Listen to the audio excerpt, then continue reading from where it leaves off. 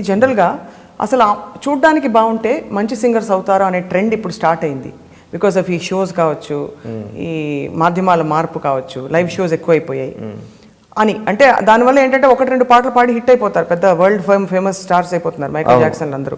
ఈ trend correct trend. ఇదివరకు అలా ఉండేది కాదు, చక్కగా హాయిగా అంటే పాట కోసం వాడేవాళ్ళని. ఇప్పుడు చాయిస్లు ఎక్కువైపోయి, ఇది వాస్తవా కదా? అంటే అందంగా పుట్టడం అన్నది ఎప్పటికీ కూడా వరమే నాకు తెలిసి. Being glamorous or being beautiful or being pretty or being handsome, ఇవన్నీ కూడా యాడెడ్ అడ్వాంటేజెస్ అవుతాయి ఒక సర్టెన్ లెవెల్లో, సర్టెన్ పాయింట్స్లో, సర్టెన్ టైమ్స్లో కదా అవుతాయి. అది ఎప్పుడు బాగుంటుంది. అందంగా ఇప్పుడు అందమైన పెయింటింగ్ చూసి అబ్బా భలే వేసేటి ఎవరు అని అంటాం కాబట్టి, లేకపోతే అందమైన అమ్మాయి ఉంది మా భలే ఉంది కదా అమ్మాయి అంటాం. అందమైన అబ్బాయి కాబట్టి అబ్బాయి భలే ఉన్నాడు, ఇంచక్క మహేష్ బాబులో ఉన్నాడు. ఇలా అందాన్ని అడ్మైర్ చేయడం అన్నది అది సహజం. అది ఇట్స్ బై నేచర్, అంటే బై స్వభావం హ్యూమన్ బాడీలో ఉంటుంది. కళ్యాణ్ గారి హ్యూమన్ బాడీలో కూడా ఉంది, అందరిలోనే ఉంటుంది. ప్రపంచంలో ప్రతి ఒక్కళ్ళు వాళ్ళ స్థాయికి వాళ్ళకున్న సంస్కారాలకి, వాళ్ళకున్న అభిరుచులకి మేరకి కొన్ని ఇష్టపడుతూ ఉంటారు, కొన్ని నచ్చుతూ ఉంటాయి. వాడికి అది నచ్చింది కాబట్టి వాడు తక్కువని, లేకపోతే మనకి ఇది నచ్చిందని ఇది ఎక్కువని కాదు. ఎవరిష్టం వాళ్ళది, ఎవరి అభిరుచులు వాళ్ళవి. సో అందం ఎప్పుడు కూడా మన వర్క్ సైడ్ కూడా అది ప్లస్ అవుద్ది ఎప్పుడు కూడా. అంటే గబుకుని అట్రాక్ట్ అవుతాం గబుకుని. అంటే ఒక 50% టాలెంట్ ఉంది అనుకుందాం. 50% టాలెంట్ ఉన్న వ్యక్తికి ఒక 70%, 80% అందం కూడా తోడైతే కనుక ఫస్ట్ ప్రిఫరెన్స్, ఫస్ట్ ప్రయారిటీ తెలియకుండా మన కన్ను వాళ్ళ మీదకి వెళ్ళిపోతూ ఉంటుంది. అందరూ చేస్తారు అలాగా? అందరికీ అంతేనా? హ్యూమన్ నేచర్ అంటున్నాను నేను. ఇప్పుడు చిన్నపిల్లలు కూడా చూడు, ముద్దుగా ఉన్న వాళ్ళకి గబుకుని తను ఏమన్నా తప్పు చేసినా సరే పోన్లే మన పిల్లాడు, ఆ మూర్ఖంతో మనం ఒక హాఫ్ మార్క్ ఎక్కువ వేస్తాం, లేకపోతే హాఫ్ మార్క్ కట్ చేయం అట్లీస్ట్. ఎందుకంటే ఆ ప్రిఫరెన్స్ అందం తెలియకుండా అందం అని అనుకుంటూ ఉంటాం. అది అందం కాదు, అట్రాక్షన్, మ్యాగ్నెటిజం. సో ఆ ఆకర్షణ శక్తి ఎవరిలో ఉందో వాళ్ళకి తెలియకుండా వాళ్ళు కొన్ని తప్పులు చేసినా, లేకపోతే అంత మెరిట్ని చూపెట్టకపోయినా మనకు తెలియకుండా అవన్నీ ఈ అందంతో, లేకపోతే ఈ అట్రాక్షన్ తోటి కొంత కవర్ అవుతూ ఉంటాయి. అవి ఏ మేరకు కవర్ అవుతాయి, ఎన్నాళ్ళు కవర్ అవుతాయి అన్నది అది ఎప్పటికీ మనం జడ్జ్ చేయలేం. అలాగా ఎంతో కొంత ఎప్పటికీ పైకి వెళ్ళాలి, స్థిరపడాలి అంటే you should have proper talent. Talent is the ultimate thing. అసలు ఇవన్నీ నేను యాడెడ్ అడ్వాంటేజెస్ అంటున్నాను నేను. అంటే బాగా రాసినోడికి అందమైన రైటింగ్ ఉందనుకో, అబ్బా రైటింగ్ మనకి హాఫ్ మార్క్ వేసేవారు టీచర్స్. అవును, అలాగా. ఇప్పుడు ఏం ఎగ్జాంపుల్ ఇచ్చావా?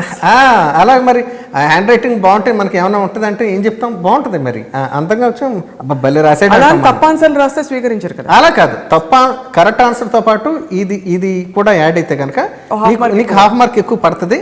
యూ విల్ బి అంటే ప్రిఫర్డ్ మోర్ అని నా ఉద్దేశం. ఇది మట్టుకు తెలుగుగా చెప్పాను కదా, అంటే మారుతున్నాను నేను. లాస్ట్ టైం కళ్యాణ్లో లేను కదా, కళ్యాణ్ అయితే వేరేగా చెప్పేది. ఇప్పుడు కొంచెం ఒళ్ళు దగ్గర పెట్టి మాట్లాడుతున్నాను. ఎందువల్ల చేత మీరు అలా సడన్ గా ఒక చిన్న పిల్లాడి నుంచి జ్ఞానోదయం ఎందుకైందంట? అదే బుద్ధుడు జ్ఞానోదయం ఎందుకైందంటే ఎందుకు మనసులో మాట చెప్పాలి, ఎందుకు why should you be always transparent?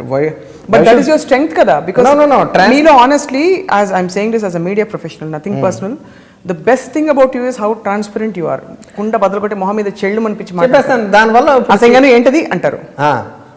దానివల్ల అంటే ఒక్కోసారి మనం తెలియకుండా శత్రువులు పోగొతూ ఉంటారు, ఎనిమిస్. అంటే ఇప్పుడు ఇంతకుముందు పరిచయం అయిన వాళ్ళు కూడా గబుకుని నా ఇంటర్వ్యూ చూసి గబుకుని వీడు ఇలా మాట్లాడతాడని నాకు వాళ్ళకి సంబంధమే ఉండదు. అంటే అయినా సరే నా మీద అయిష్టత ఏర్పడుతుంది, చిరాకులు ఏర్పడుతూ ఉంటాయి. కాదు, మీకు మిత్రులు పెరగడం వల్ల సినిమాలు పెరిగాయా? నాకు అసలు మిత్రులు లేరుగా, చాలా తక్కువ. అదే మరి సినిమా ఫీల్డ్లో అసలు మిత్రులు నమ్మను నేను.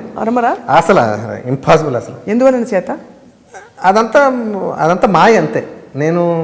ఇప్పుడు నేను సినిమాకి ఒక డైరెక్టర్ నా దగ్గరకు వచ్చి చేస్తున్నాను అనుకో, నేను బాగా మాట్లాడుతూ ఉంటాను, నచ్చుతాను, సరదాగా ఫ్రెండ్షిప్ కంటే అదేంటంటే ఆ సినిమా చేస్తున్నంత వరకే నేను బాగా నచ్చుతూ ఉంటాను. సరే గబుక్కుని కొన్ని కారణాల వల్ల నన్ను ఎలిమినేట్ చేసి వేరే మ్యూజిక్ డైరెక్టర్ దగ్గరికి వెళ్ళాను అనుకో, నాతోటి టచ్లో ఉండరు, నేను మాట్లాడను, వాళ్ళు మాట్లాడరు. సో అక్కడ ఏంటంటే ఇద్దరి మధ్యన అనుబంధాన్ని కలుగుతుంది. సినిమా అన్నది బ్రిడ్జ్, అది మా అందరి మధ్యన బ్రిడ్జ్. ఆ సినిమా అన్నది లేకపోతే ఎవరిదారి వాళ్ళది. But you won't say that about Nandini it's a long standing, అంటే చాలా ఈ రోజున వచ్చిన ఫ్రెండ్షిప్ కాదు అది. అంటే పనితో మొదలైన అసోసియేషన్ కాదు అది. ఇప్పుడు నిజమైన ఫ్రెండ్షిప్ నాకు తెలిసి ఎవరికి ఉంటుందంటే, చిన్నప్పుడు మనం ఎల్కేజీ నుంచి 10వ క్లాస్ వరకు మనం చదువుకుంటాం చూస్తాం. అప్పుడు ఏంటంటే మనలో ఎటువంటి కోరికలు ఉండవు, అంటే వేరే బాధ్యతలు ఉండవు, ఏముండవు. స్వచ్ఛమైన ఫ్రెండ్షిప్ ఏర్పడుతుంది అప్పుడు మనకి. ఇంటర్లోంచి తర్వాత ఏర్పడిన ఫ్రెండ్షిప్ కూడా కాదు, ఆ 10th లోపల ఏర్పడిన ఫ్రెండ్షిప్ ఉంటుంది, అది కల్తీ లేదని నా ఉద్దేశం. అటువంటి ఫ్రెండ్షిప్స్ నేను నమ్ముతాను. ఇప్పుడు ఇండస్ట్రీలో ఎవరు మీకు ఫ్రెండ్స్ లేరు అయితే? ఇండస్ట్రీలో నాకంటూ ఫ్రెండ్స్ ఎవరు. అంటే ఎటువంటి ఫ్రెండ్స్ అని ఉద్దేశం? ట్రూ ఫ్రెండ్స్ అంటే నిజం. ఫ్రెండ్ అంటే అదేగా. ఫ్రెండ్ అంటే ఇప్పుడు నా ఫ్రెండ్ అంటే నేను గబుకుని 2-3 సార్లు పరిచయం అయితే నా ఫ్రెండ్ అంటే ఎవరికో పరిచయం చేస్తాను, అది ఫ్రెండ్షిప్ ఎలా అయిపోద్ది? అటువంటి అయితే లక్షలు ఉన్నాయి నాకు. అందరూ ఫ్రెండ్స్ అంటే ఏమిటంటే అంటే ఫ్రెండ్షిప్ అంటే ఫ్రెండ్షిప్ అంటే కేవలం వర్క్ ద్వారా ఏర్పడిన ఫ్రెండ్షిప్ కాదు, వర్క్ చేసినప్పుడే బాగా మాట్లాడడం కాదు. నేను మ్యూజిక్ డైరెక్టర్గా చేయకపోయినా నాతో అదే హాయిగా అదే అదే అదే సంతోషంగా, లేకపోతే ఇంతకుముందు ఉండేలాగా ఉండగలటం అలా లేరు నాకు తెలిసి. సో ఎన్ని విభజనలు ఉన్నాయి? ఫ్రెండ్స్, ఫ్రెండ్స్, నాన్ ఫ్రెండ్స్, అంతే. ఫ్రెండ్స్ అంటే ఇప్పుడు ఫేస్బుక్లో నాకు 100 మంది ఉంటారు, అందరూ నా ఫ్రెండ్స్. ఏ category? Your Facebook friend? No Facebook friend కాదు. అమ్మయ్యా, ఫేస్బుక్ ఫ్రెండ్ వచ్చేసి నువ్వు మరీ దారుణం అసలు. అలా కాదు, ఇబ్బంది పెడతాను. మంచి ఫ్రెండ్. మంచి friend. We have not work together ఎప్పుడు అలా లేదే అటువంటి. సో చేయలేదు దీంట్లో ఎటువంటి అంటే you mean there is no expectations లేవు. ఎక్స్పెక్టేషన్స్ లేని చోట మంచి ఫ్రెండ్షిప్ ఉంటుందని నా ఉద్దేశం. వర్క్ ద్వారా ఏర్పడిన ఫ్రెండ్షిప్స్ మా అన్ని కూడా. ఇప్పుడు సినిమాల్లో నా డైరెక్టర్స్, నా ప్రొడ్యూసర్స్, ఆ సినిమా చేసి సక్సెస్ అయినంత కాలం నేను బాగానే కనపడుతూ ఉంటాను, వాళ్ళు కూడా నాకు బాగానే కనపడుతూ ఉంటారు. అలా మోసం చేశారు ఎవరన్నా? మోసం అని అంటారు దాన్ని. It's natural. అది పనిగట్టును చేయడం అలా కదా. ఇప్పుడు కళ్యాణ్ తోటి మనం సినిమా చేయట్లేదు కానీ వాడితో మాట్లాడకూడదు అని నోట్ రాసుకోరు సెల్ ఫోన్లో. It happens that they don't feel like talking anymore. అంటే they don't want to be themselves. అంటే లైక్ ప్రీవియస్ డేస్లో ఎలా ఉన్నాం అవి తెలియకుండా కనుమరుగైపోతూ ఉంటాయి, షాటర్ అయిపోతూ ఉంటాయి, డిసిపేట్ అయిపోతూ ఉంటాయి. సో సినిమా ఫ్రెండ్షిప్ అంటే నేను పెద్ద పట్టించుకోను. సినిమా అంటే ఫ్రెండ్స్ అంతే, అవసరార్థం ఫ్రెండ్షిప్స్ ఇవన్నీ. నా అవసరం ఉందనుకుంటే ఒక ఫ్రెండ్షిప్ కంటిన్యూ అవుతూ ఉంటుంది ఆ సినిమా జరుగుతున్నంతసేపు. నా అవసరం లేదు, కళ్యాణ్ మ్యూజిక్ అవసరం లేదనుకుంటే నేను పెద్దగా ఆనను. నేనే కాదు, ఎవరైనా అంతే. ఉండేనంటే పెద్ద నమ్మను కూడా నేను. I don't believe. Very rarely వేసి బాపు రమణ గారు లాంటి ఫ్రెండ్షిప్స్ చూస్తుంటాం. అవన్నీ ఎప్పుడో జరుగుంటాయి, ఎప్పుడో కలిసి ఉంటారు వాళ్ళు. సినిమా ద్వారా కలిసిన ఫ్రెండ్షిప్ అయి ఉంటుంది నా ఉద్దేశం. అవునా? అంటే నమ్ముతారు ఇవన్నీ అయితే మీరు? జన్మలు పూర్వ జన్మలు, ఇన్కార్నేషన్స్, రీఇన్కార్నేషన్స్ ఐ బిలీవ్. అవును, ఒక ఫేస్బుక్ పోస్ట్ పెట్టారు కదా మీరు, మనందరం ఎప్పుడు కలిసాము, మీకు ఫస్ట్ టైం ఎప్పుడు కలిసాము గుర్తుందా అని చెప్పి. ఫస్ట్ టైం ఎప్పుడు కలిసామంటే గత జన్మల గురించి అని కాదు, ఈ జన్మలో ఎప్పుడు అని నా ఉద్దేశం. కళ్యాణ్ అది ఆ పాట, తెరే బినా జిందగీ సే కోయి, మీకు ఇష్టమైన పాట కదా అది.